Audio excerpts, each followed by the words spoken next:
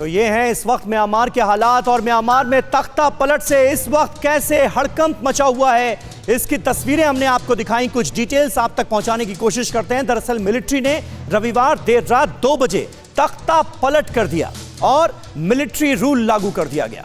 देश में पिछले 10 साल से लोकतांत्रिक सरकार थी। आंग सान सू की सर्वोच्च नेता थी।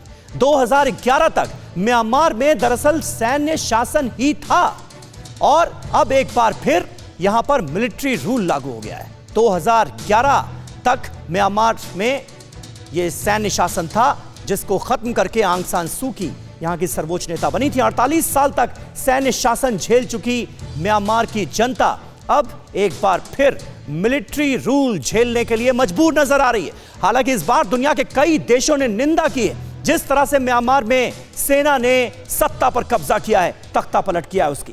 पूरे देश में हड़कंप मचा हुआ है। बाजारों में खरीदारी के लिए लोग उमड़ आए, क्योंकि उनको यह समझ में नहीं आ रहा था कि आने वाले वक्त में म्यांमार में होने क्या वाला है। कुल मिलाकर हालात बहुत ज्यादा खराब हैं। अमेरिका ने साफ तौर पर कह दिया है कि अगर हालात ऐसे ही रहे तो तरह तरह की पाबंदियां म्यांमार के ऊपर लगाई जा सकती हैं। और म्यांमार में तख्ता पलट के पीछे चीन की साजिश नजर आ रही है। आपको समझाते हैं क्या है ये पूरी कहानी, और यहां पर भी चीन का नाम आखिर क्यों आ रहा है। चीन की शह पर तो कहीं इस तख्ता पलट को अंजाम नहीं दिया गया। दरअसल 12 जनवरी को चीन के विदेश मंत्री वांग ही म्यांमार पहुंचे थे, और इस यात्रा में वांग ने म्यांमार के साथ कुल 11 समझौते किए थे।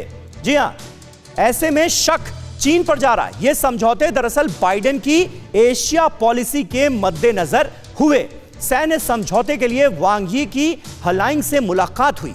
डिफेंस से जुड़े किसी भी समझौते का खुलासा नहीं हुआ, यानी आर्मी चीफ के साथ मीटिंग में हुआ क्या, किन मसलों पर चर्चा हुई, इसकी बात तो हुई नहीं। इसलिए अब यह आसार जताए जा रहे हैं कि कहीं चीन की म्यांमार के आर्मी चीफ के साथ कोई मिलीभगत तो नहीं है।